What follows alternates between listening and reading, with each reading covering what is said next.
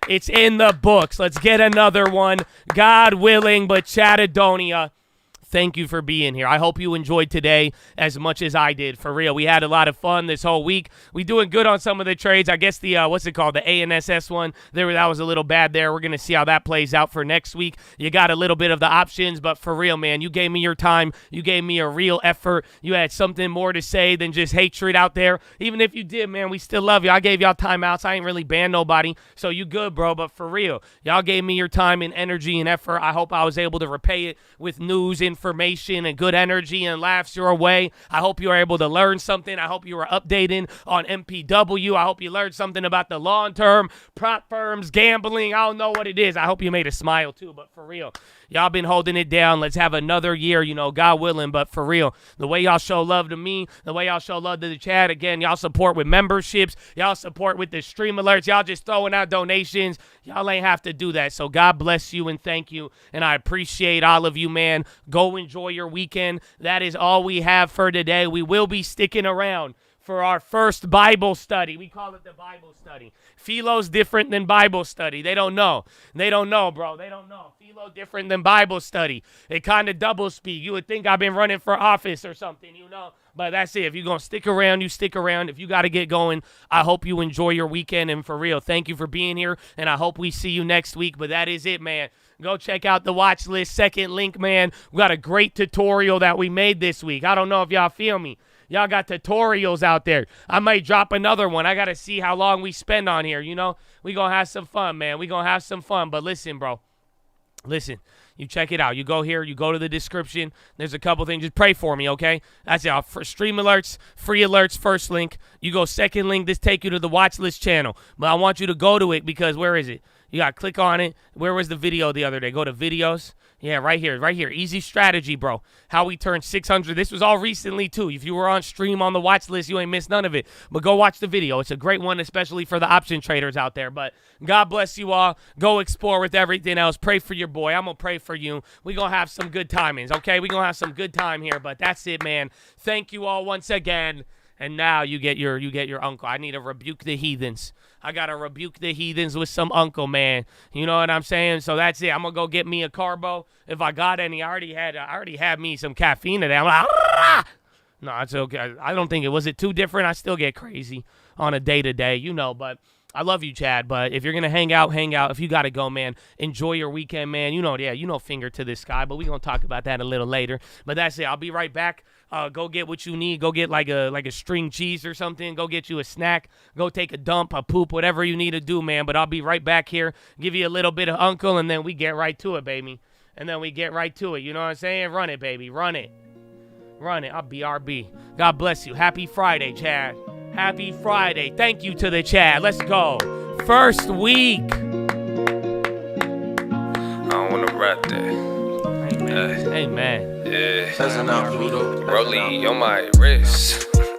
Nah. I don't want to rap that. Pull up in a bed body. I don't put a tap back. Hit me with the divvy. I don't even need the NASDAQ. Skinny and she pretty. I don't even need the ass fat. Guinea was a freebie. I don't even need a fast one. I was never greedy. I just never fucking had shit. Now I bet that I ain't never fucking going bad shit. Please stop backing. Y'all need man skin. Little more balance and a lot of bit of counting. Pull up to the villa. Got these motherfuckers counting. Pulling up the Lancho. Got it looking like a mountain. When I put them on the motherfuckers daddy. But it's some more fighter, I don't give a fuck about it. I'm still in the game like a screaming athlete. Got a little fame, but it ain't changed nothing about me. Nah, same old J, you smoke more J, still make dumb plays, but I play less games. Always ready for the war, I ain't playing campaign, but I really need a reason for I pop champagne. Proper for the fall, so I gotta stay safe. Lot of money on the table, boy, that look like bait. I'ma think it before I get it, boy, that look like fate. Either way the story goes, no, I love that fate. Had these motherfuckers hated me before they love me.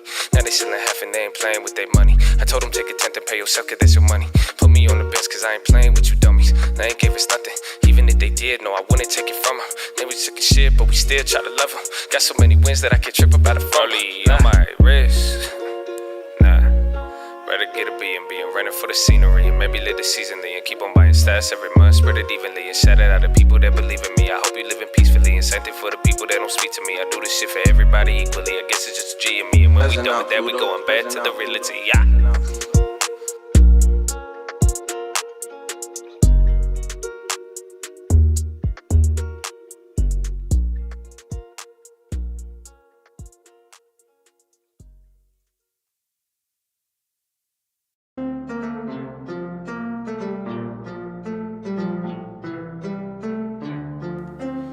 Mexico, baby. Treat this like my first, treat this like my last. Anything could work, it happens slow or fast. Smoking on that hope, I'ma need an ounce of that. Our back was on the ropes, but we kept on bouncing back. Treat this like my first, treat this like my last. Anything could work, could happen slow or fast. Smoking on that hope, I'ma need an ounce of that. Our back was on the ropes, but we kept on bouncing back. Treat this like my first, treat this like my last. Anything could work, it happens slow or fast. Smoking on that hope, I'ma need an ounce of that. Our back was on the ropes, but we kept on bouncing back. Shout out to my rhymes, it helped me do this right. The Lord control the fire, but you can roll the dice. I care more about the ownership, I don't care about the price. You think I was a loner, I just don't really waste time. Nah. Comment, I commit. Take some notes and grab a pen. Money don't make you a man. Lose some friends, think you the man. People love to play pretend, love to play the middleman, love to say that they your friend, but where they at when it's the end?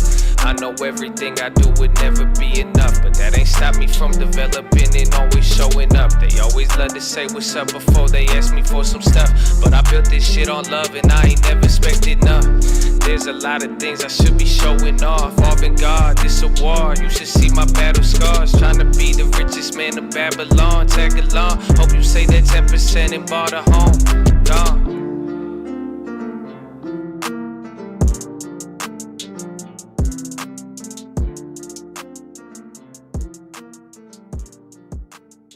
If that was you on the phone and you on the bus, then who was flickering the light?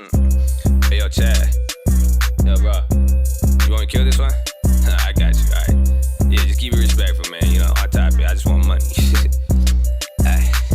Yeah, I'm in the coat and I'm banging it. People talk a lot, but they ain't saying shit. We all about the grind and we get it in. I know they hear the words, but they ain't listening. I'm talking word, bitch. Heard murmurs that we bird shirt shit. More verse, no words, sound perfect. Play the game every day, then rehearse it. Hey, what's the next move? Hit chat for side news. Don't care about next door. I'm in my own lane. They said there's no way. I no comprende. But do your thing, man. So say I'm sensei. So let me teach this shit. It's easy loss if easy get. You sow it, you gon' reap it, bitch. There's no such thing as rich and quick. You want it, you can take this shit, but you can't be no lazy shit. You know you on the right path when they think you want some crazy shit. But all advice, take it in. Careful of your shady friends, cause if you down and they go down with bruh, I guess you going with what I know. I'm older shit, but I was young and fucking rich. So have fun being dope as shit. I got another crit to get. Hit me if you need a rent, and if you fail, you try again. The definition of repent. Write this down, grab a pen. If you flip it every day, that's not investing, that's a bet. You need a sound framework, your intellect to go invest. That's that Ben Graham. They talking Ben Franks. They checking Instagrams. I'm checking interest rates. Don't tell me live my life, cause you took a break. No, I don't love the money. We just love the mate. I'm a fucking great. Watch me cut the cheese. You could make a fucking million standing next to me. That's the fucking YOLO demon coming out of me. Got cribs across the globe, got million people in my family. Haters getting tired, asking am I done? But I ain't even try. I stretch before I run. Ask me about my life, I just play it dumb. How the hell you do it? That's why I praise the sun. And I got some guns, I can't be too safe. Yeah, I see a trade, I'm making bank because I wait. So tell me why you hate. I don't wanna listen. I'm just saying be positive and that shit gon' glisten. Ugh. That last part was a freestyle. Chad. What's up? Yeah, where's jail? Come on. I mean it. Hey. It's 4 p.m. 4 p.m. is when I wake up, bitch. Hey. Shout out to Percy, that's me. You could just call me JP. I do not answer no questions. You could leave that to a key. Kamala riding with me. She'll lock you up for some weed. Say bad things about the vaccine. I'ma make sure you don't speak. Got a laptop you won't see. Hunter, I love her, but that shit was weird with his feet. I love my Congressman trade. Shout out to Nancy, she paid. Double your gas in a day. Them must say Putin's to blame. Real politics in your face. 500 bill on the way. 500 mil to Ukraine. Every day. Travel ambulance keeping them safe. Fuck it, just send them some planes. Tell them keep growing them grains. All of my bros and they old. None of they borders is closed. All of us got climate goals. All of us trade together, strategically releasing the ore. They said that Putin won't fold. They in my cabinet no more. Fuck the squad, fuck the foe. Had a 9, fuck a roll. Now we going practical. 100 my daughter, that's for sure. We ain't gon' fight about shit, especially not 10%. We ain't gon' fight about hoes. Me and Nance get the votes. Lobby that shit on the low. I got Congress in control. I got your student loan froze. I got your mortgages froze. I got Keystone on froze, but mentioning cinema froze. I'm getting faded, I'm eating this ice cream. I don't like voters who ID. Questions from press, that's unlikely. Bring up Trump if they don't like me. They give me the Eddie, I wake up. Passing bills, that's a layup. I'm the big man, I got say so. They lock you down if I say so. Booster on booster on booster. Mandate on mandate on mandate. I just get Evie a test rate. Fuck you, Elon, I won't even say your name. Came in the office already ballin'. Silent just ain't changed my name to Stalin. Right off the screen, then I'm gone with the wind. Do nothing about something till they pass a bill. Pull up in a brand new Benz truck. Hop up fresher than a bread truck.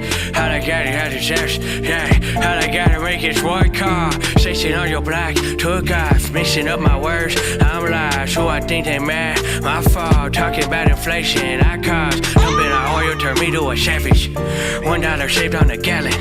Fuck OPEC and King Salmon. And fresh, I'm tired. Move that you ain't do Nathan, you a damn fool, but still school hating. Do you? I ain't complaining, I'm just saying your life's wasted. My month pay is your life statement. That's a weird flex, that's motivated. Right, sis, a little blue face. That's in bed. Lester. Show me your mind. I got options, bitch. Talking like Honda, right to got some shit. I'ma get pushing cars on all my stocks. I has my shit vested in everything from value tested dividends. Living in houses in the hills, my life is different. Businesses I've been doing that since I was little, yeah. Bigger than that, I'm doing the same thing on the biggest scale. Listen here, I could make $1 million anywhere. This ain't fair, I don't show my face cause I am everywhere. Let me in, you don't gotta like me, but the message ill. This is real, never make investments based on how you feel. Pick a field, but you cannot quit it till you get a deal. Need a will, otherwise you'll waste your time just spinning wheels. I do this opposite shit. They thought it was easy, like I got here without reading, like I didn't give up sleeping. Tell me what the fuck's a weekend. Tell me what the fuck's your reason for this dream. You keep on dreaming, it's gonna leave if you don't lead it, huh? Got $1 in a dream, I need a couple cents. I'ma go and sell some preem, pay my mama's rent. But I bought that shit, watch me call the top and shit. I'm confident the cycle ends, and when it does, I'll buy the dip and then I get a nicer whip. The guy that's like in all my vids will probably be a lot more pissed, but I'm just gonna pray he blessed. Wish I had time to hate this shit. I'm busy chasing greatnessness. I'm trading when the fade begins and selling when they don't kick it. I be talking options, I got lots of those in life. I could get you started, but I can't teach you to drive. I turn on my monitors and swear I come alive. Cash is always liquid, always dripping, never dry. I got options, bitch, talking like Honda, right there, got some shit. I'ma get pushing cars on all my stocks. I hedge my shit, vested in everything from value tech to dividends. Living in houses in the hills, my life is different. Businesses, I've been doing that since I was little, yeah. Bigger than that, I'm doing the same thing on the biggest scale. Listen here, I could make $1 million anywhere. This ain't fair, I don't show my face cause I am everywhere. Let me in, you don't gotta like me, but the message ill. This is real, never make investments based on how you feel. Pick a field, but you gotta get it till you get a deal. This is real. Yeah, pray for all of y'all. I hope you never lose your goals. The mock is valid, don't be afraid to take it slow. It's as it possible to make the money if you broke. And mine's the obstacle, the strangest secret that you know. Adaptable, I had to go DiCaprio, plain as the wolf, subtract the host, but add some dough. The rooster didn't come to roast, about to cope, but back with folks, it's rapid growth. I have a coat, I have a rose, I have some homes, I have to go contractual. Selling those, but not my soul. I sell the clothes to buy some more. I'm with my bros, divide the dough, my high and low, my favorite hoe. I hit it when she drop it low. I'm never at the cop it close. Only buy options as homes. You don't got those, leave me alone.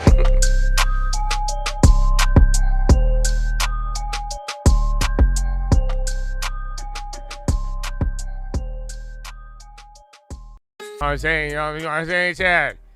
Oh, because I'll give you one more. You guys get that. I like this one. Y'all like this one. I think y'all might like it more than I like it. Maybe y'all like the bass. It's not even done yet, too, but it's amen. Eximor. Let it to the people. I'm penning it like a ball. Oh. It's a call, baby. Yeah. a letter to the people, I'm penning it like I'm Paul. It don't matter about the evil, it matter about the God. It don't matter about the weapons, it matter about how you armed. All that matters is the weather, when weather to bet the farm. I ain't gotta see it to believe it. If it's signed and then it's deeded, then my eyes don't need a reason. I won't even try to explain it, let's just say I got a feeling. I'm gonna sing my praise like David, but the king is still a killer. Listen up and go and get the troops. Hope you know you ain't scared of them, they scared of you. And I know you might be scared to take that point of view. You see them arrows in my back? Yep, son, that's gonna happen too. But the harvest on the way, you gon' barter every day. That means you have to make a trade, either life or it's the grave. The result will not remain, every day will bring a change. Kinda funny and it's strange how the hope will pave the way. You hearing what I say? The only difference between you and them comes down to faith. There's a difference in the man who believes in a better day. Cause once you believe it's past, you willing to wilt away. We was never willing to be the same. We want it all in the long run, they want it all today. My father is really awesome, don't bother with giving snakes. Regardless, I can't control it, so either way, giving thanks. Yup, you could take that one to the bank. A leader without a rank, a speaker without a face, a people without a race. They eating without a taste, they scheming without a safe. The meanings have been replaced. Another time, another place, we can talk about it. Keep some oil in them lamps, don't get caught without it. Want them once, want them twice, they never talk about it. If you never get a second chance, then that ain't meant to happen. What I understand is you ain't trying to understand. Take 100 grand, then 100 undergrads. Pay them all to make a plan, but they couldn't comprehend what it means to never die, but somehow still be born again. It's a letter to the people, I'm penning it like I'm Paul. It don't matter about the evil, it matter about the God. It don't matter about the weapons, it matter about how you armed. All that matters is the weather, when weather to bet the farm. Eximor. It's a code. Y'all get it. Y'all get that soon. Y'all get it. That one's called Paul Freestyle. You know, I'm sure that's the Paul Freestyle. You know, I don't know if y'all know, man. Oh man. Take 100 grand, then 100 undergrads, pay them all to make a plan, but they couldn't comprehend what it means to never die, but somehow still be born again. Sadducees. Hey, that's. I don't know if you understand that. That's what I say. You gotta. It's weird.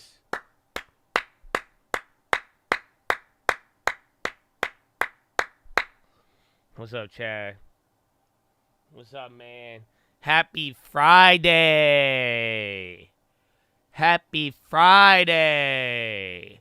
The first Friday of the year. Oh, my goodness.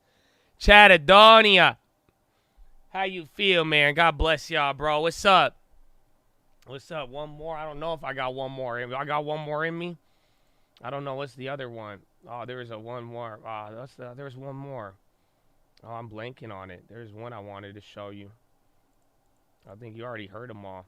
These all should have been out, though. That's the thing. We got. That's why I was going to do them as singles. Now you might have to get an album.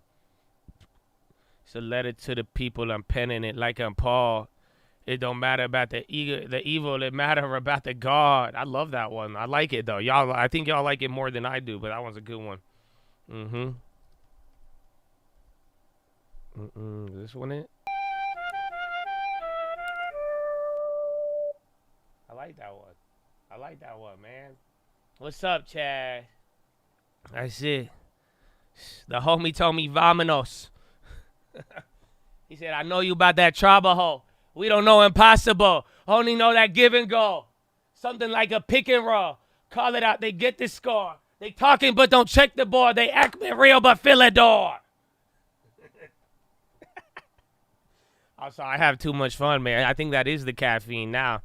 We having way too much fun here on a Friday, baby. Well, that's what we do. That's what we do, man. And the end of the day, we're here. So what's up, man? What do you guys got? What do you got for the weekend, bro? Your first weekend of the year. What are you going to do with it? That's the question. What do you got, man? What are the plans, Chattadonia? Talk to me, baby. Talk to me, baby. Get ready for school? Oh, damn. Y'all go back to school? No, I didn't know that. I ain't talked to no college people yet, man. I'm like, what? Y'all got school? I thought it's over. No, man. I will enjoy it. School's fun. If you make it fun. You forgot it was Friday. You're moving? Oh, I got military duty? What? Wait, what? What do you mean military duty? It's already Friday. Been working. That's good, though. That means you made it to the end. Gym and got to drive 3 hours back to college. So, damn, y'all all going back to school. No way. You're hunting pheasants and rabbits? Oh, that's I've never been hunting yet, man.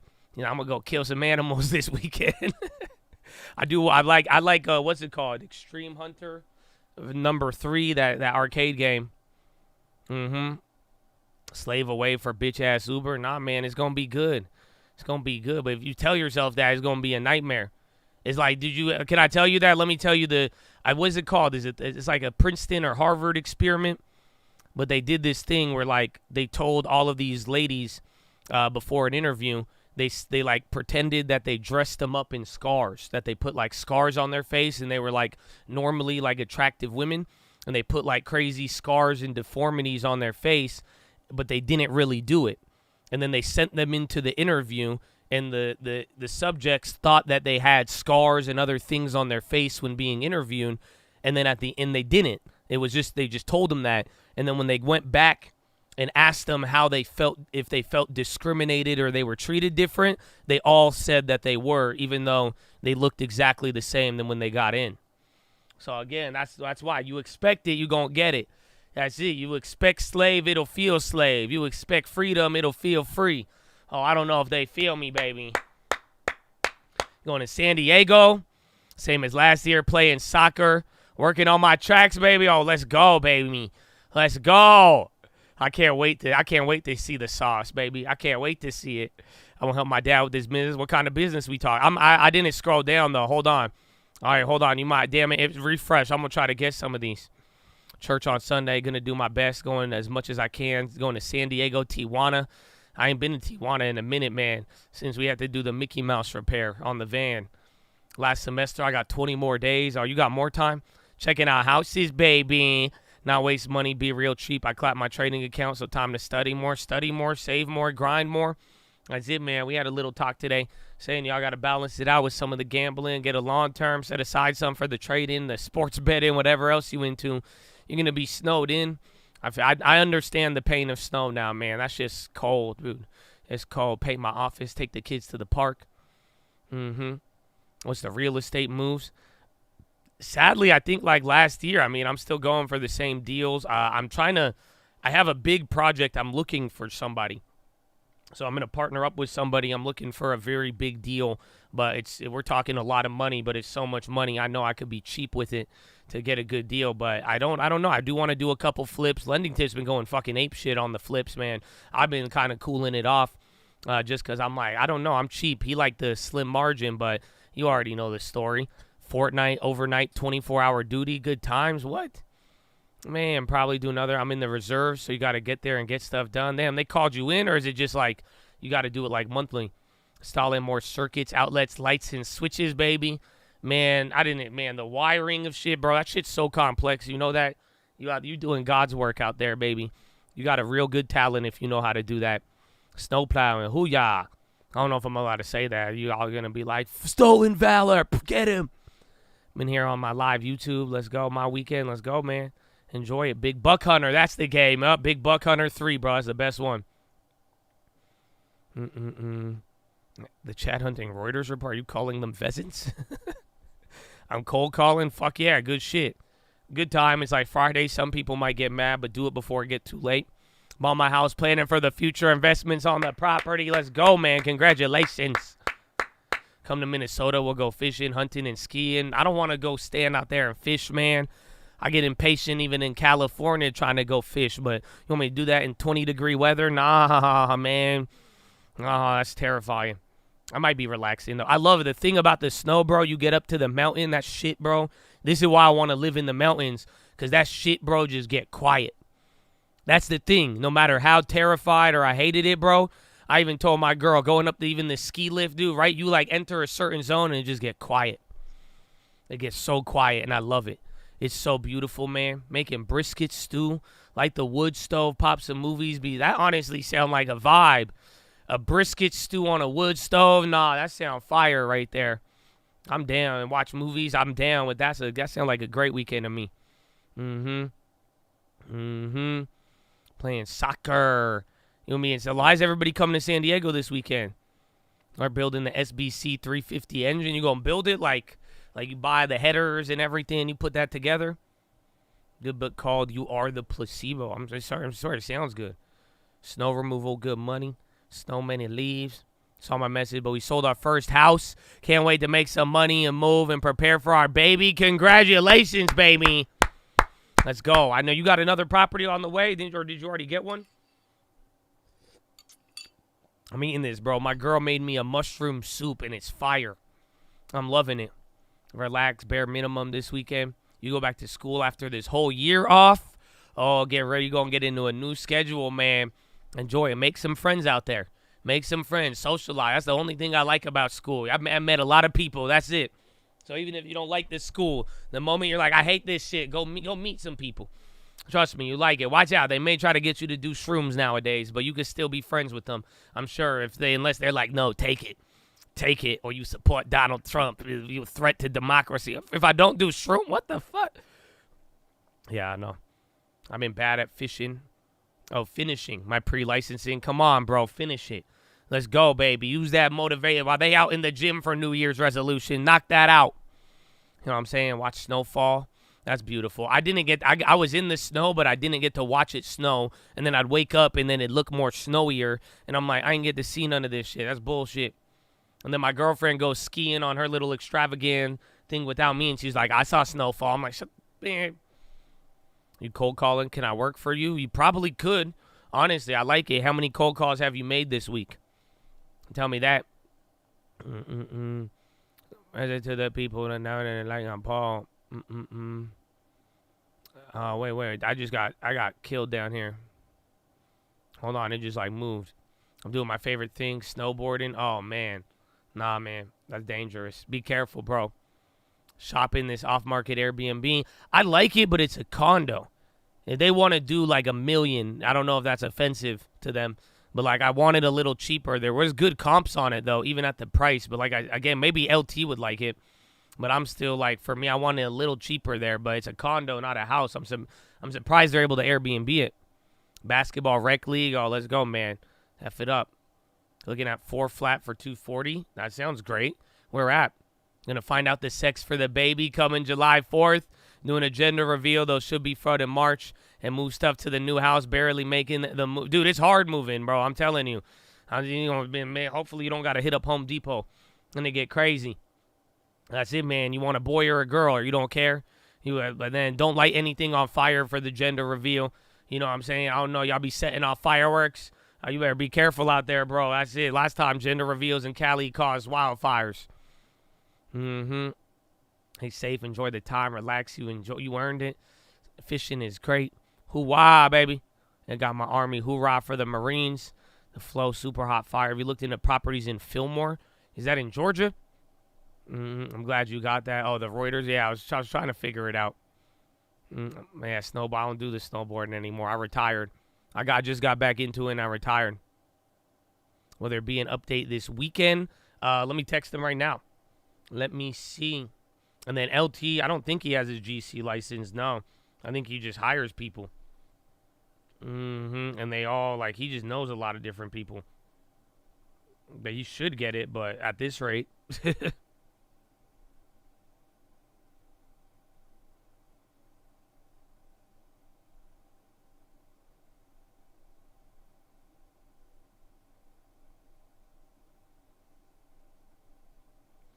Well, I'm sending him a text now. And then we'll see. Hopefully, by the time we're done, I can get you an update. Why we could do it all at the same time. Do what? It's nice in the mountains. It is. Study pre-licensing. Let's go. Knock it out. Yeah, the brisket stew. That's my life. I like the wood fire, man. That got me. Temperature in San Diego, I think 61 degrees and mostly sunny. Some areas it's 64 degrees and mostly sunny. I want to make a boarding trip to Big Bear. I'm down. I'm down to go to Big Bear. I know they got sleds. And, like, I feel like Big Bear's more relaxing, but I would just chill in the fucking cabin.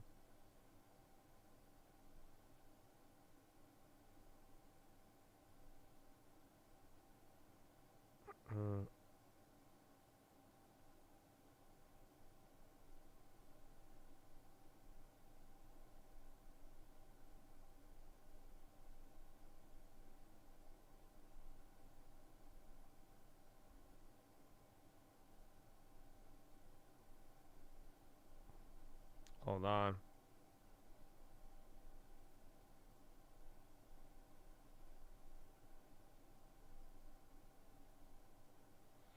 Message to the people. But Big Bear, I'm worried about the driving because don't people get like caught up in the traffic because Cali drivers don't know how to drive in snow? Mushroom soup with potatoes. No, that's it. Just like, no, like mushrooms, like fucking mushrooms, not like fucking psilocybin or whatever it's called. Let's see, where are we? Oh, and snowboarding in the powder. Study pre-licensing. Let's go. Thanks for another wonderful week learning, getting motivated. Of course, let's get another week in the books next week, baby. Finally put this cut ring head gasket on the S52. Man, y'all be working. Some of y'all need to come out and do this wiring. No, I already called insurance, though.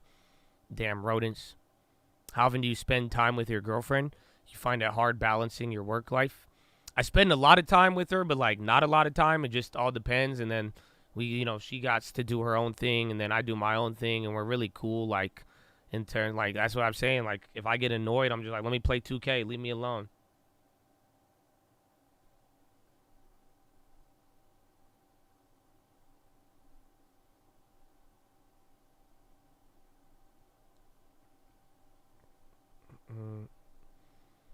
But yeah, it's chill. I don't know, man. That's why I say, like, I tell you the shit I tell my girlfriend. You guys are like, don't say that. But, we talk a lot about different things, but it's cool.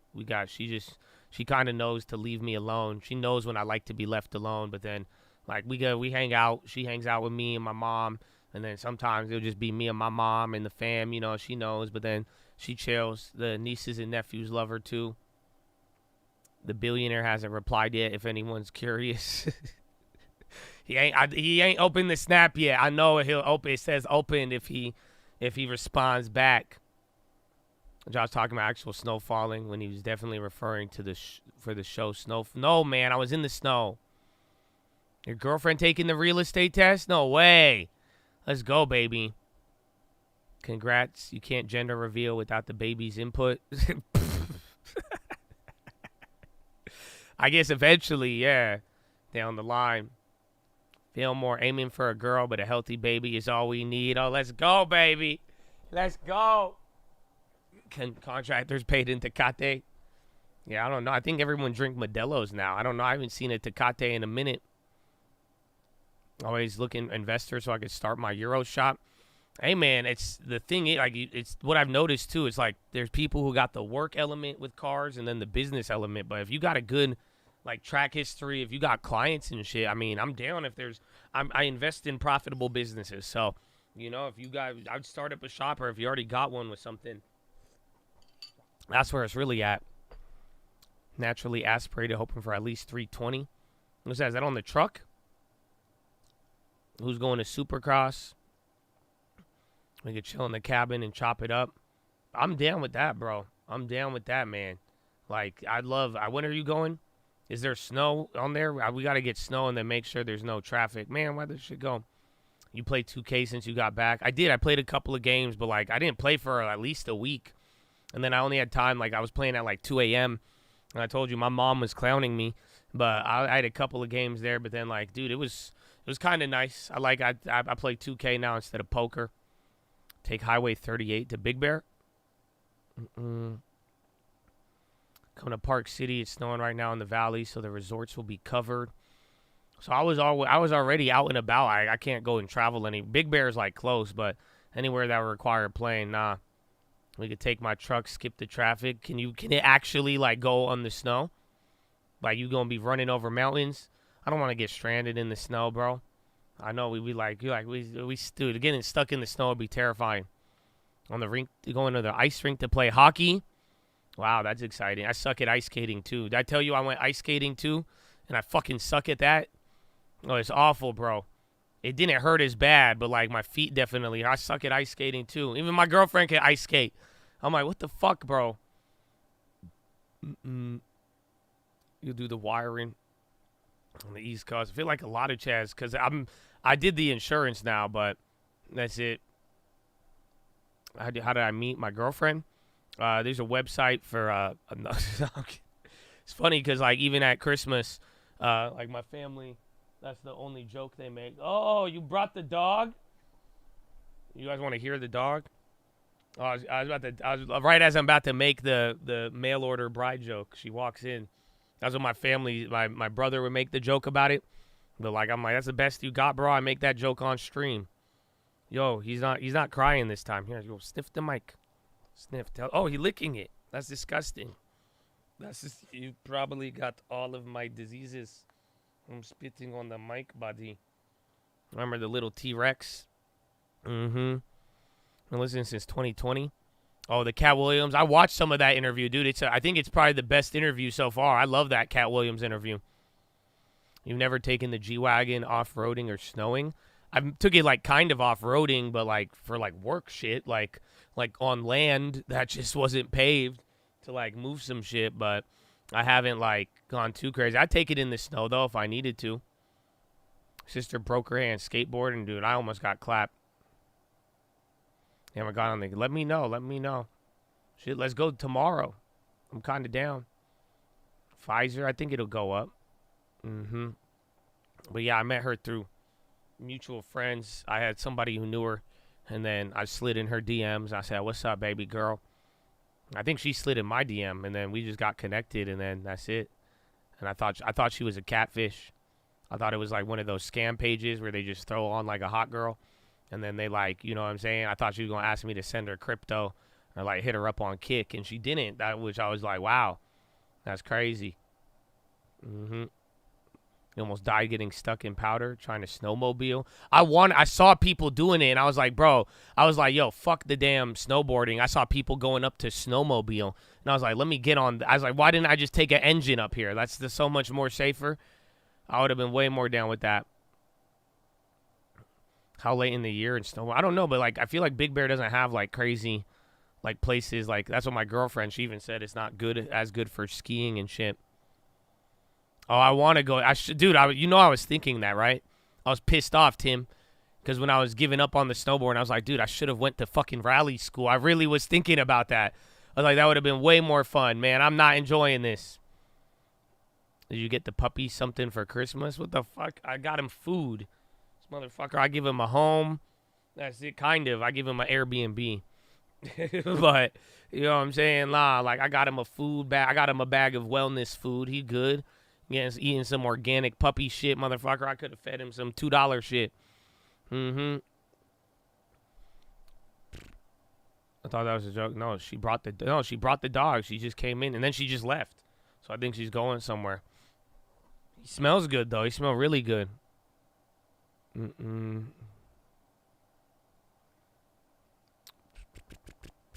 You like Mammoth? Yeah, Mammoth is just far, though. Snowmobiles are extremely dangerous. Really? Why? Why are snowmobiles sketchy? I feel like that's so much more safer. All right, I think I made it to the bottom of the chat, bro. Mm-hmm. Yeah, she dropped him off and man. Yeah, she chuckled a little and then just left. What's up, buddy? You're being really good right now. You're not attacked. You smell so good. That means he probably stepped in shit or something and she sprayed dog smell on him. You know, he got his own little cologne. The plane take off. Yeah, we landed, man. It's Bible study. We chilling. What's going on this weekend? I'm going to see the fam a little bit. I don't know. I think my girlfriend still got some family in town, but I wanted to chill. I was going to go to I was going to get a massage, but they ain't got anything available. I don't have any real estate stuff to do. Surprisingly, everybody's still kind of on break. Some are, some aren't. But I'm probably just going to kick it, get some food. I got a couple of plans for next week, too. I have more plans for next week than this week. I'll have to tell you then. What do you guys do when you spend time together? We watch a lot of movies. We do that TV. We go to food places. I tell you, I went to the jungle with her. We do random shit sometimes. Sometimes we even just randomly will see shit and we're like, all right, let's run it. Or we'll even see stupid shit on TikTok and we'll go. But we both love food a lot and we like a good movie. And that's it. We like to go to the beach. Just chilling. Snowmobiling. They cause avalanches. Are you for real? No way. Should jet ski avoid those wooden dock things? Jet skis are dangerous too. How's your snoring? She deal with it? I don't know. I mean, I think I lost a little bit of weight, so it went away. But then I've been like sleeping. I positioned the bed a little upwards, so it's been decent. I don't think I have it. But then I just stopped recording, bro. I stopped doing that sleep recorder. Fuck that shit. You know, because that changed my life. Because like I didn't know I was dying every night. So then if I just don't record it and listen to it, then it didn't happen. You know what I'm saying? Yeah. Josh, the jungle, watch out for that tree. Wait, why do you want him back? Do you not want him anymore? He is not making any problems. He's just sitting here like a good little terrorist. So we keep him? If you want him. I thought you were going to leave. I thought you just pawned him off on me. He said, uh-oh, hot dog. Yeah.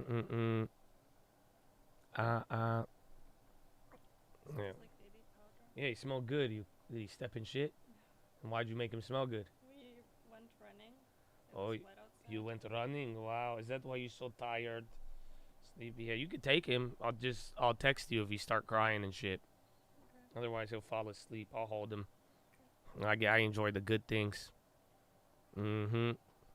It's your fear for your next girlfriend that you snore like you're dying? Because that's definitely what I do. It's just me at the office grinding. Shout out Friday. Good work, baby. Let's start a detailing shop. I know Steven got the wrap room, baby. But, like, dude, I've been seeing these mobile detailers on TikTok making good business. I think, like, a mobile detailing business and getting clients is good. Oh, shit, the Twitch. Does your girlfriend have any holidays? She just left. She's shy as hell, bro. That's the thing. I don't know how it ended up working out, bro. I'm annoying as fuck, and I got the most shyest girlfriend in the world. But it's funny, though. She get on the ski slopes. She be talking to everybody. She in her element. All these motherfuckers, they all just rich as fuck. That's why I think they're all so friendly. They like, the snow, the powder. Yeah. Oh, yeah, you should check it out. The run's over there. Oh, shit, now this motherfucker moving around. He was chilling. How are your dog allergies? When he's not, like, when I was the only one taking care of him, and, like, he was, like, in my house, I was getting fucked. It was awful, but, like, as if I'm not around him too much, like, right, I've been chilling. I had a consultation for the eye surgery so I could see perfect. Put a permanent contact lens in your eye, and I'm a perfect candidate. Oh, that sounds so terrifying. CPAP machine changed my life. I wanted to get one, but I'm worried that, like, I'm a lazy ass, and if I don't clean it, I'm going to give myself pneumonia. Because you know you got to clean it. You clean it good, you got to clean it real good. Rap room for life, baby. Yeah, son. Tell him. Got your first Lucid Air. Kind of ugly. It's hideous. I never had allergies, but I do now with my pup. Yeah, I get itchy right away. Like, anything, bro. Even, like, if I go somewhere, like, dirty or, like, step outside, I just feel dust on me. And I fucking trip out. I'm just very sensitive to it. I never was like that, but I guess that came with being old. 10 minutes per eye, super minimal, cost $8,000. That only takes 10 minutes? But how do you put a permanent contact in your eye? So it's like a boob job for your eye, right? I'm sorry, but like you just sticking something in there. I'm trying to work on my analogies. It was like Darth Vader laying next to you. I'm part of the CPAP squad, game changer. But do you guys clean it? You guys clean it, right? You got CPAP. You say you got forced induction sleep, turbo nap. Do I drink your greens? No, I try to eat them now, but I don't as good. Super glue, eye rizzy. Boob job for eyes is crazy. What? It's like an implant. LASIK, they like laser your eyes and like LASIK's scary as fuck. I get your nose fixed in the next 5 years. I can't breathe. Really? I've broken my nose like 4 times or some shit, bro. I've broken my nose so many times, but like, I don't know. Sometimes I could breathe in one. Sometimes both work. It depends. Who want it? You still trying to hit up Barona, Cody? Cody, you guys send me your long term, Cody. Let me take a look at the long term, and we'll make a decision. I can't get LASIK. That's scary. Honestly, I'd rather get some shit super glued to my eyes than cut my eye open with a laser. My email. You don't know my email after all these years? You want to go to Barona? I can't go to Barona with someone who don't know my email. What if you lose me in the casino? And you're like, where's Josh? And I didn't give you my phone number. How you going? You got to email me.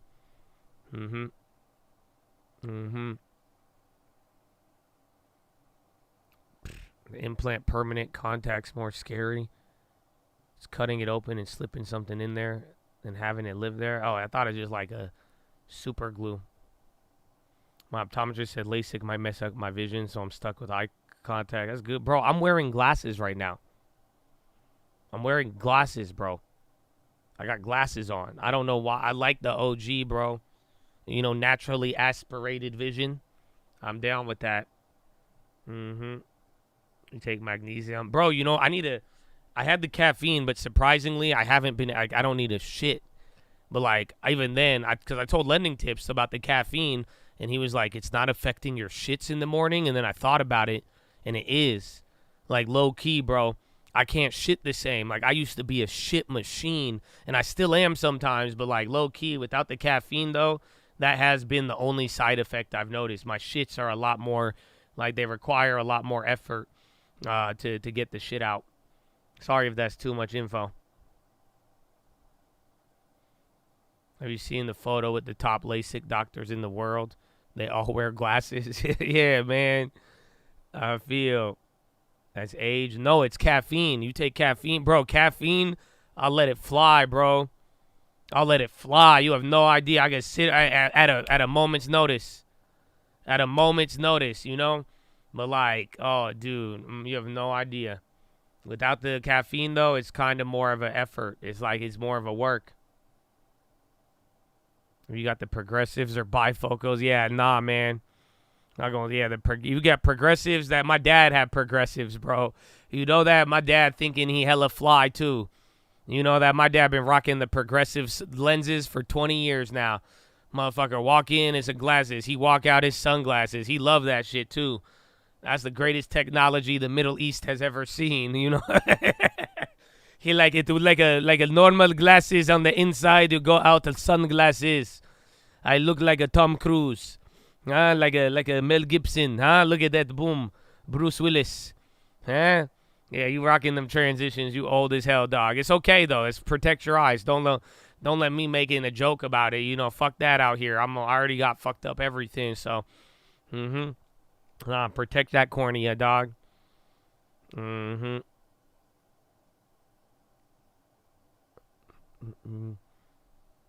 Persian dried figs will be good as caffeine. Well, isn't like, you know, have you ever had guarana? So at one point, I told you I knew a Brazilian. I dated a Brazilian. And she put me on to like straight guarana. The shit they put in Red Bull. And like, you take that shit, they got powders, they got the actual guarana. I think it's a nut. And like, bro, that shit hits. If you want, but I don't know. I'm like, that's a little, I don't know if that counts as cheating or not. Yeah, transitions were next level when they, you know, people were flexing on you when they first got them.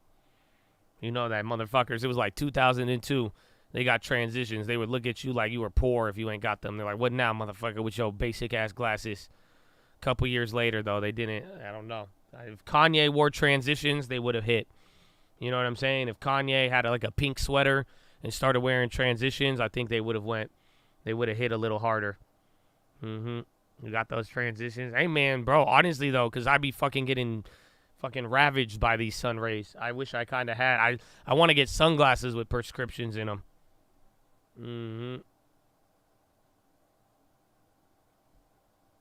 They stayed shaded for too long in Norway. Guys say, got to transition, bro. Give it time. Supreme Court lets Idaho abortion ban take full effect. Oh, man, you move to Cali, and then you move from Cali, then they ban abortion. You're like, no.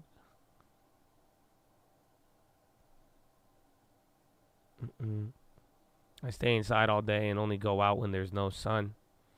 I mean, I don't do that purposefully, but sometimes I do that. But you sounding like a real vampire right now.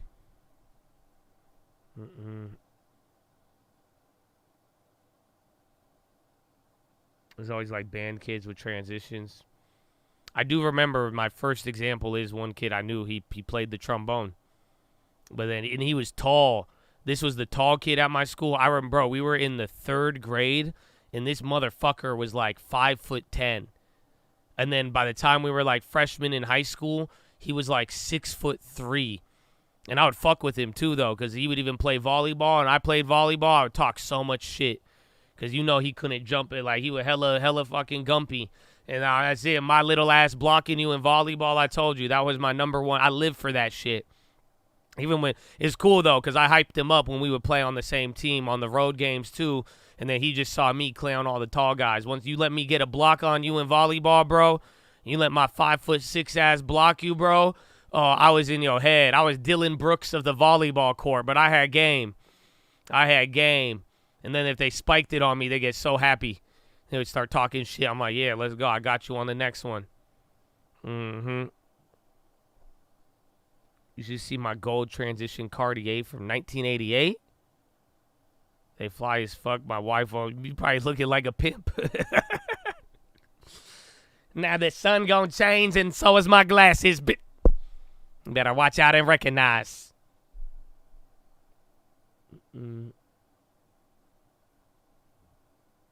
Supreme Court agrees to hear Trump Colorado ballot appeal. Are they giving free health care to illegal immigrants in Cali? I don't know, man. I don't know what to believe in the news. And that's it. And then any of the illegal immigrants that I know insist that they're not illegal because they still worried about getting deported. So I'm like, it's cool, bro. You don't got to tell me anything. That's fine. Don't ask, don't tell, I guess. That's cool. So I don't know, man. I don't know. There's a lot of things, a lot of rumors, a lot of truth. I saw a TikTok, the craziest one I saw, though, is in New York. I saw these dudes in New York, and like they had a tractor trailer, like a trailer for a semi, and they had immigrants broke it open and then moved into it, and then the cops won't let them kick them out. And I was like, yo, that's crazy.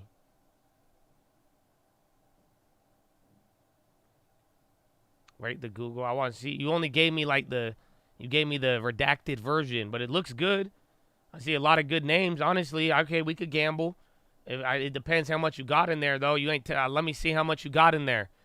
So then, if you be throwing down 1,000, it's good though. Honestly, I think every name in there. But why you got A and SS? You flipped that. It says 0 today, so you flipped that today. I got to see the Jets. That means you hold options in there. But it's not bad, but you be flipping in that same account. So it's not a long term. You got separated, baby. That's why you asking me to go to Barona. You ain't separate the long term and trading yet. That's nothing. NYC is crazy. Yeah, bro. I saw that. You only sent me like a quarter of the information, and I figured that out. Come on, bro. I've been doing this for a long-ass time. For real. I wasn't giving long-term opinions. He just wanted to go to the casino with me. That's why I was saying. I was like, shit, before we could even consider that request, you let me show me a long-term or some shit. Let's see, because again, I got people that are like, I stopped gambling sports, and now I'm gambling options again. I'm like, no, you got bad. Just get a long-term and then do whatever you want. Yeah, magnesium and vitamin D. You work in Nogales. Illegals are piling up. Well, I mean, you could go to Elon's tweets to refer to this. I remember Nogales in Tucson. I met a girl from Nogales once, and my homie was like, yo, do you know what Nogales is? And I was like, nah. He's like, it's Mexico. I'm like, what? He's like, well, no, kind of, but it's like the closest town in Arizona to the border. But then, like, there's a lot of cartel activity, or at least 10 years ago, 15 years ago, whenever the fuck I was in college, there was. The Rap Shop, Arizona. The Rap Room, baby. That's Steven right there. Steven the Rapper.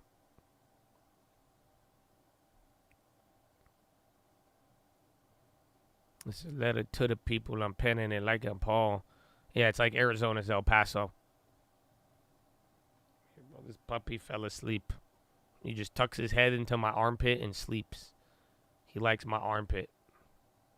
It's good.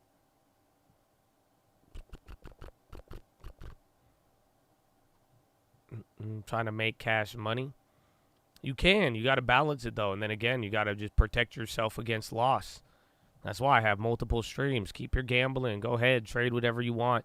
That's what I'm saying. Set up the long term. Find a way to put properties. Because, again, you touching money. If you had $30,000 to lose, you had $30,000 to get a property. And then if you did that and secured that one little thing, it'll allow you to take other risks and more risks and so on and so forth. There you go. You got the long term. All right. Honestly, separate your long term. from the trading. The long term's not bad. And that's it, though. So how much do you gamble with, though? That's all. I'm only going to, like, because you got to think about it. If you go to the casino at 500 now, that's going to, I don't know. How much do you usually gamble with? Well, we might be able to run it up, but I'm going to judge you if I see you gambling more than your long term. Mm-hmm. No Gallus strip clubs are dope. Brian? My Jesus-fearing, South Carolinian, hard-working man, you be hitting up Nogales strip clubs? What the hell? I didn't even know Nogales had strip clubs. I thought they just rob you. What? I did not see that chat fact. I did not even have the chat facts. I just know Brian. So I'm like, what? Hold up. Even my dog just woke up. He said, hold up, what? Mm-hmm.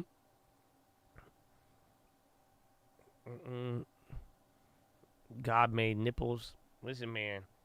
I always tell you, this is my favorite strip club joke. And it's not even a joke, bro. I'm serious. And I hope my mom's not listening. But y'all, like, strip clubs are weird. Like, OnlyFans is weird. Strip clubs is weird. Like, honestly, just grow up and go get a hooker or go repent. And that's it. Why are you going to pay a girl to fucking, like, dance on you and, like, what? Just to, like, rile you up and then you go home and then they rob you and then they lie. Like, come on, man. Hey, we were there 10 years ago. It's fine. That's just weird, bro. I think strip clubs are weird, and I'm too uncomfortable. I'm a communicator. That's it. I talk. That's what I'm saying. I talk a lot. Like, I ain't been there. Like, I told you, I've only been to 2 strip clubs in my life, and it was so awkward, bro. It was so awkward. I couldn't do it, and I'm, like, trying to talk, and I'm like, are you okay? Is this – I don't like this. I don't like this. Again, I'm a ugly-looking lizard, bro. You think I got game by, like, doing anything? I talk. I have to talk. I'm funny. I can't – no, it was too weird. I'm not used to all that, and I didn't like it, man. Mm-hmm. Never been and never will. Honestly, good. I'm glad I never had a phase. I had my homie who had a phase. He took me to my first one, and, like, he had a phase. You know what I'm saying? I feel like everybody knows a guy who, like, goes to the strip club a lot, and they have phases, and they love it. And they like, yeah, you want to go? They going to buy you your first dance. That's what happened. I'm like, dude, this is weird, bro. I did not like it at all. Like, I didn't even like the Arabs at the door, and I'm like, I had a Habibi at the front taking the money to get you in and doing. I'm like, nah, man, this already giving me weird vibes. All right, I'm like, of course. I was like, nah, man, I don't like it. I don't like it. And then I went once for my friend's birthday in Vegas. That was the last time, and I'm like, all these girls is ugly too. Like, what the fuck are we doing here, bro? No, like, take me back to the win. Like, this is bullshit. Mm-hmm. What's wrong with Habibi? Nothing. I just felt like my brother was judging me, and he was just looking at me, and I know D said haram. He knew. But thankfully, I don't really look too Middle Eastern, and I only say thankfully so they don't judge me that hard. Cause like that's it, man. I got curly hair. I got the nose, but they don't even know I'm Arab until I start speaking Arabic, or I'm like, I know what you're saying. I know what you're saying. Lots of harlots in Nogales. Same goes for Jericho. You know what I'm saying? But you need them sometimes. So that's how the promise was fulfilled. Mm-hmm. Finding the hottest of the bunch is half the fun. Nah, bro. I'm like, you mean to tell me you have fun being surrounded by fat, ugly girls trying to take your money and then trying to find a hot one that tries to take your money? I don't know. I'm not really down with that, sir. That's it. All of it. And then, like, weird dark rooms and music, bro. Like, nah. Like I said, just take me back to the win. You got hotter girls walking around a casino than you do at a strip club. I'm like, this makes no sense. Makes no damn sense to me. That's it, bro. Like, and then you got a phone nowadays. Like, what the fuck? Like, stop. But again, it's all weird shit. That's all I'm saying. Y'all need to repent, or y'all need to just take it to the extreme and then get it over with. But that's all, man. Y'all crazy.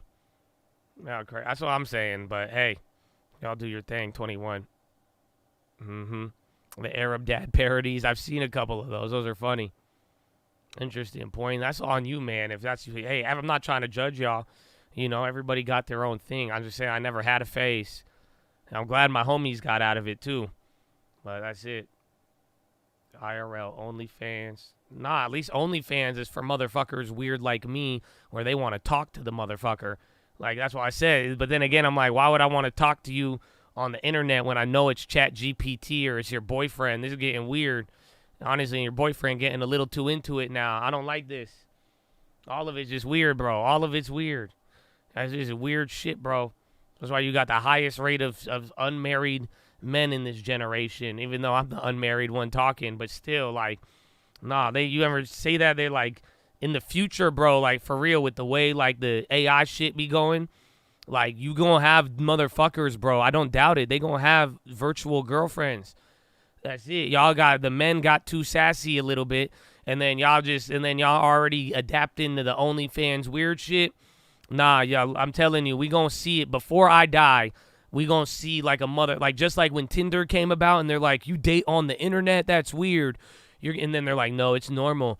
You're gonna see the same thing with these VR motherfuckers. They gonna be like, I have 4 wives on my phone. I'm like, what? You a weird AI Mormon now? What the fuck? Nah, this is crazy. How you do that? That's crazy. Like, I got 4, nobody judges me. They love each other. They don't do real. My room is still messy, but still. I'm like, nah, this is weird, man. No, I can't get behind that. I'm sorry if I offended any Mormons with that joke. Do we have any Mormons? I don't know. Where'd you meet my girl? It's a mail-order bride website. I'm just kidding. It's one of my favorite jokes, but it's kind of aggressive. But I already explained. We had mutual friends. I got to go back. I think it was either she slid in my DMs or I slid in hers once our friends put us in touch. But I didn't know, like, if she was legit or not. I did think she was fake.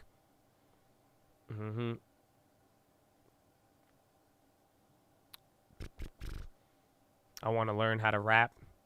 All right, just start with, like, the basic rhymes. Cat, hat, stat, mat, pat, bat, lat, trap, lateral trap. Okay, no. Oh, you meant like rap in a car. I feel you. I was born in Utah, military. Oh, yeah, Utah. Yeah, bro, it's weird.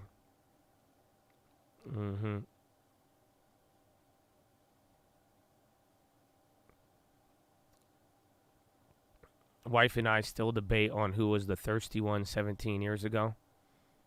I have the record somewhere. I could go get the Chad facts of that, and the Instagram facts. She sounds cool from her voice. I mean that in the least creepy way possible. No, she's chill. She's just like, I don't know. She don't talk though. Y'all have heard her say like 100 words tops.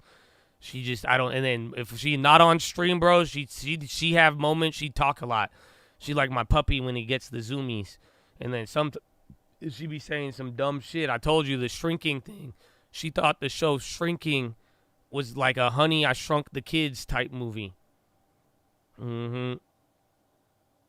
Strip clubs and mail order brides, Bible study lit. I know we're starting off the first Friday there, but again, I don't know. I was surprised. Brian was saying I hit up the strip club in Nogales. I said, what? That's crazy. But yeah, welcome to Friday, man. The first Friday. What time is it? It's 2:13. I might need to go soon, but transit. Oh, those are fly, Charlie. I like that, bro. You got the trading fraternity shirt, bro. You gotta hit that. If you had like a pimp jacket, you had a fur coat, bro. I would be down. I'd be like, nah, he one of them Asian pimps. He got some game out there. I said, we get you a cane.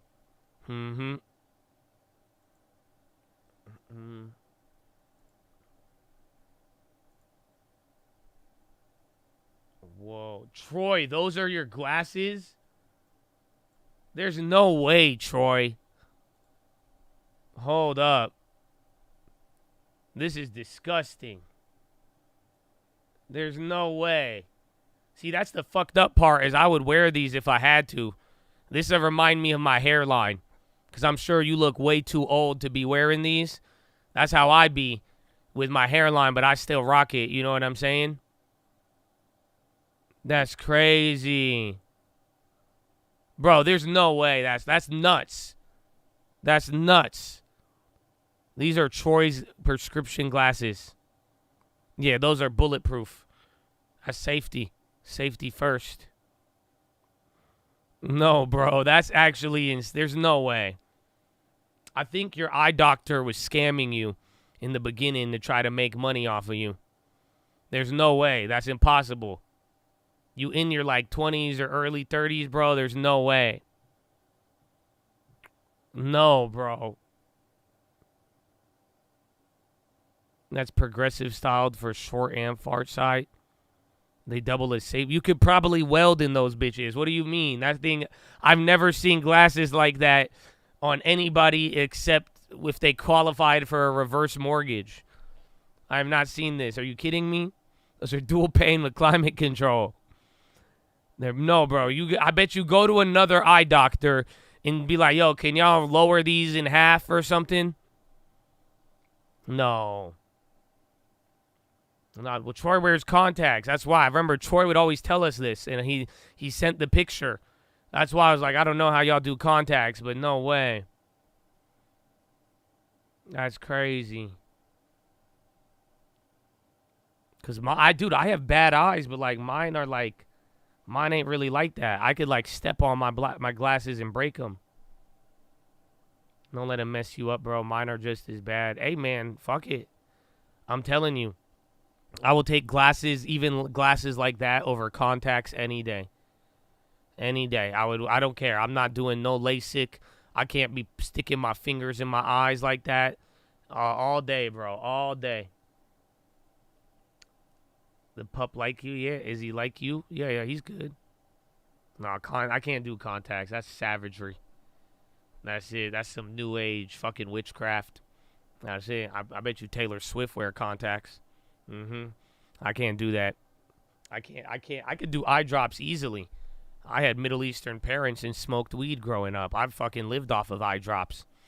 I know how to do that shit easy, but I can't be sticking my finger in my eye.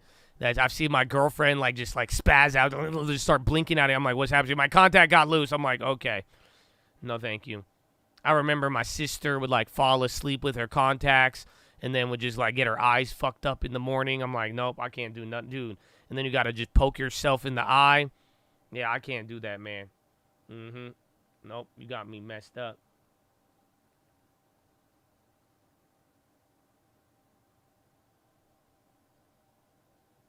You leave contacts in 2 to 3 weeks.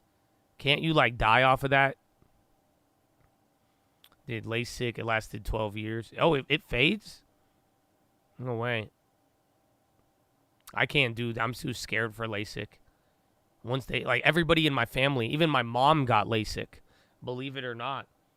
But everybody in my family has LASIK, I think. They all eventually got it. I'm like, y'all are, and then they're like, oh, just fucking slice your eyeball with a laser, and then it's like super thin, and if they fuck up, you die. I'm like, nah, man, I can't. Nah, I don't know why.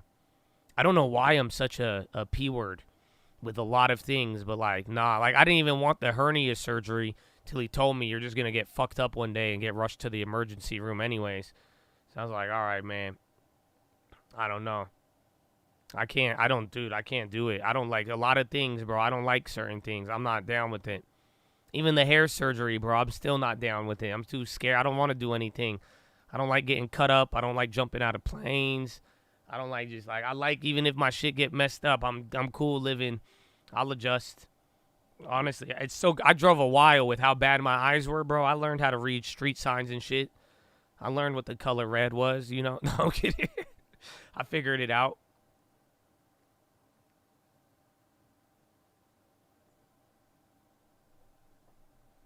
Yeah, I've used the Rotos. Those feel good. I actually like the feeling of Rotos. I'm kind of a masochist in that sense. I like the burning sensation in my eyeballs. Because I know it's not killing me, but it feels good. Are we the same person? Maybe you're just smart. Before you do LASIK, do your research. I ain't doing the LASIK. I'm fine. I've researched enough. Everybody's like, no, just do it. Even my mom. I'm like, no, thank you.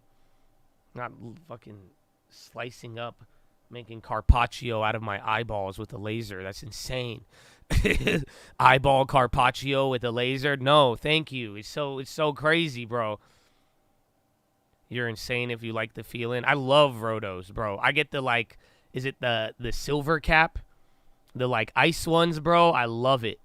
It feels good. It's like hot Cheetos to my eyes.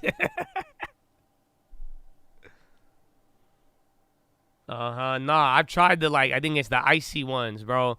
I love it. They got, like, it's a Newport for your eyeballs, bro. I love it. You have no idea. Optic glows, new, get them. I didn't know they have that. Let's see. I need to get me some. I think I have Rotos in my backpack. The green lid though.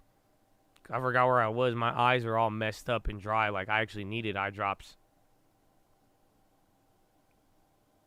And someone laser my eardrums. Nah, they don't have that. You get cochlear implants. Those could help. Yeah, Newport for your eyes. No, it really is though. We used to use Rotos at raves with Molly. No, I think the first time when I was like 14 or 15, and they're like, it doesn't make your eyes red. I'm like, okay. And I was like, what is this? Why does it hurt? And then I got used to it. I would 1,000% go skydiving with you. Please, can y'all not? Why are y'all gonna take some of my favorite real estate agents and y'all just gonna jump out of a plane? Like, no, man. I saw some dude on one of those like paragliders get caught. His paraglider got like tangled up, and then he like at the last minute untangled it. I was like, nope. You gotta skydive. No, I'm not missing out on anything, bro. Listen, bro. I got an air fan right next to me. I got one of those Walmart fans too. I'll put it on number 10 setting. I'll stand in front of it and go, ah, and I'll do the Darth Vader sound. I ain't jumping out of a plane, bro. I barely like getting on a plane. That's it, man. I'm praying when I'm taking off. You want me to jump out and pray too? I don't test the Lord. You know what I'm saying? Nah, man. Get out of here. If Jesus wouldn't jump for the whole city, you know what I'm saying, in power and glory, why am I going to jump out of a plane and pay somebody on top of it? I ain't getting scammed. Fuck that. No LASIK, no skydiving. Would I bungee jump? Why? I don't need that. I'm telling you, if I want any excitement, I'll just triple up my NQ sizing. That's it. Or I'll go, I drive fast in a car, and even then, I'll just go snowboarding again and then smash my tailbone. That's enough for me. I already nah, man. I ain't doing none of that shit. Y'all really don't understand. I am not that adventurous. I'm not trying to be adventurous. I'm very secure in my lack of adventure. And I don't need, like, I like adrenaline, but like, I don't need it that bad. You know, I could get adrenaline. Man, I'll just tell my mom I got my girlfriend pregnant without marrying her. That's enough adrenaline. That'll be more exciting than all of those activities. And then I'll really have to run from danger. Even then I could still end up dying. You know what I'm saying? Nah, like I said, I'll just tell my mom some bullshit and that's it. Like, I'm not going to do no plane job. I don't even have to pay my mom for that. I still save money as well. Y'all got me messed up. I'm not doing none of that. I'm content. I love life, man. I'm chilling, man. It's cool because I'm like cool with dying. I'll go gun shooting. I like shooting. I don't feel adrenaline when I shoot guns, though. I just feel like I'm in Call of Duty. I feel like I'm training. I feel like I have an objective. I'm like, I got to get better at it. I never posted it because I didn't know how many liberals followed me and would get offended. Y'all should see my gun range. My shots, bro, you have no idea. That's it. And then again, I'm Middle Eastern, too. I don't think I could post that. You got a war going on. Y'all have no idea, bro. You training? Yeah, I'm training for the damn Civil War, mother. You know how many Netflix movies I've watched and trailers? I'm training Civil War. You ain't going to catch me slipping. Nah, get out of here, bro. You seen Robot? I have seen that, actually. It's quite fast. I would watch that. I wish they programmed the robots to make the noise. Nah. Nah. Yeah, just like.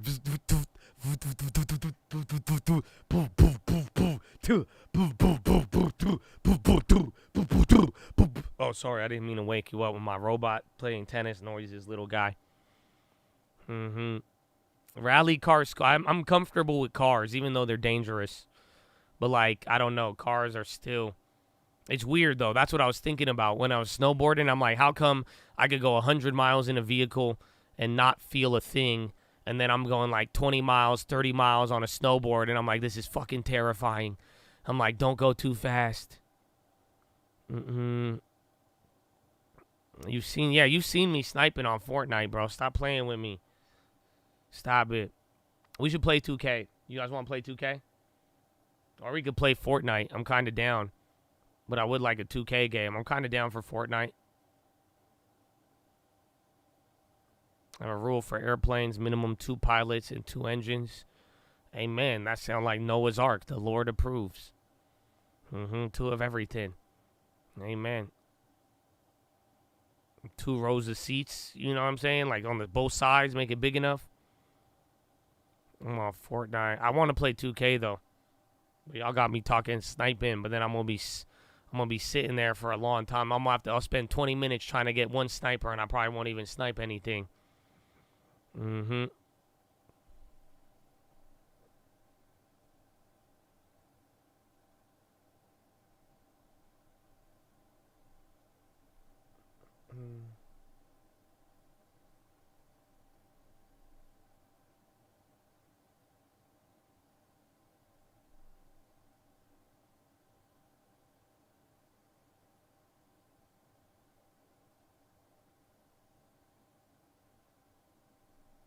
Ba-da-ba-ba-bop. There are no roll cages on Snowboard. I feel you.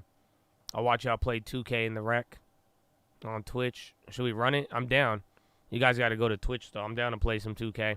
Let me give this dog to my girlfriend, though. I can't play 2K while I'm holding him. You know, I've been holding this dog the whole time. Come get the terrorist. That's literally what I texted her. Oh, you believe Benny Blanco is spotted at the game with Selena Gomez? I didn't tell you. I said this on stream yesterday. I saw the ESPN post, and then I started reading the comments, and then halfway through, I started getting kind of pissed off because everybody was just like, he looks acoustic. He is hideous. How did he do that? It's only because he's rich. And then they're like, Selena's a whore. They're like, no way. I'm like, oh, my God. I was like, no, man, that's me.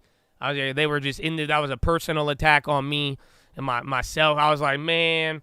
And I was like, I feel bad for my girlfriend then. That means she'd probably be getting clowned then if she ever posted on that. Like, you know what I'm saying? That's it. They're like, she only because he got money. Only because I'm like, oh, man. Oh, yeah. Oh, hey, there you go. Yeah, take the terrorist. He was sleeping, but I want to play 2K. And he can't play 2K with me. You know, I got to get rebound. Oh, he looks high as fuck. His eyes, bro. If I was, I'd be like, why are your eyes red? I said, give me a hug. Come here. I give him a hug and smell him. See if he smelled like smoke. He looks high right now. Go let him go back to bed. Goodbye, buddy. Goodbye. The chat says they like you. They said you sound cool. I was like, you've only heard 100 words. So I don't know. You want to say anything? Why are you staring at me like that? Have you even blinked? She just looked at me all around the room, bro, and she didn't even blink, bro. That was kind of creepy. Bye bye animal. Oh, goodbye. Okay, he's chewing me. He's gonna eat you now. I told her to chat, say hi. She sees it, man. All right, hold on. The Selena, I never seen him before, gives me hope. I don't think you realize that's exactly how I look like. That's why I was saying it was funny at first, and I was like, damn, I got the whole world roasting how I look, unanimous. Like, literally, I realized this when I downloaded Tinder, and then I realized it was matchmaking. It's not a dating app. You know, they just matched me to my own league, and I was like, oh, fuck. But nah, I was just getting roasted by the whole, anytime they roast Benny Blanco, I get roasted, and then when they compliment him, I'm like, I didn't write a Justin Bieber song. Fuck. Yeah, I got so many secondhand strays out there. You have to do it. Oh, man, critical damage, critical. I was like, man, that's crazy. I said, oh, well, we good. God is good, man. We still made it. I don't give a fuck.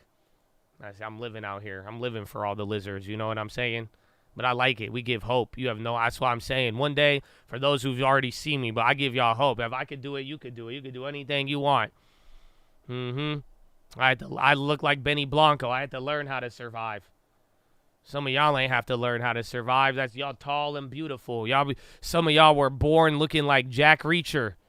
You know, you ain't learned how to survive the way I did, bro. That's it.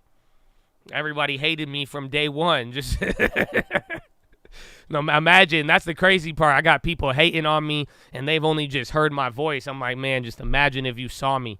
You might feel a little more pity, but then again, you would hate me. It's awful, bro. It's awful. Mm-hmm. All right, let me, I got to set up the 2K, bro. No, that's Troy's glasses, not mine. Mm-hmm. Ba-da-ba-ba-ba.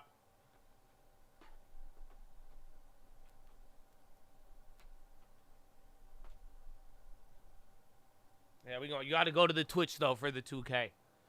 Mm-hmm.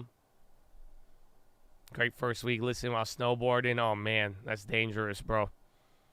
I wonder what it would. I wonder if I could snowboard listening to myself. That would trip me out. Blanco looks like Andre the normal size. I don't think I've ever heard that one. That's a good one. Kinda. I guess. That's pretty funny. Andre the normal size. That's an Andre the Giant joke, if y'all don't know. That's hilarious. We're the game capture. Andre the normal size.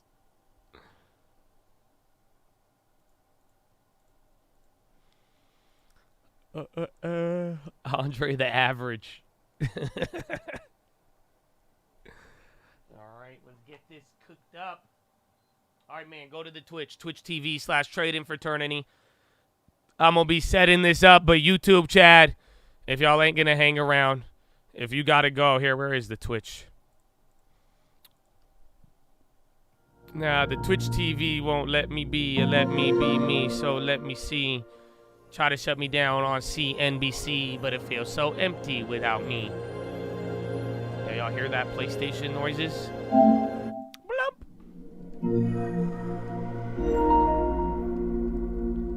Oh, look at you getting into the loop, baby. You getting into the loop.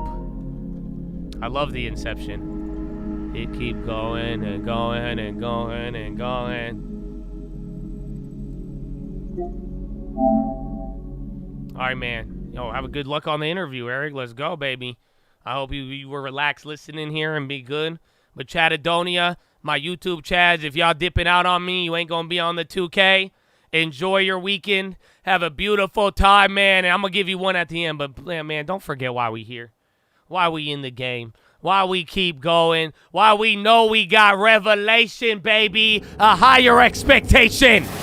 And no fear, baby. Why, baby? Hold on. Why? Baby, why? Finger to the sky, baby. To God be the glory. Okay, how we doing the work? To God alone. He the greatest on the corner. Amen. I'll see y'all guys later. We're going to be on the 2K, the Twitch for a little bit. So, yalla, habibi. Yalla. Oh, Droby, man. Show it love. There you go. Y'all have a wonderful evening, a wonderful weekend, and peace. Oh.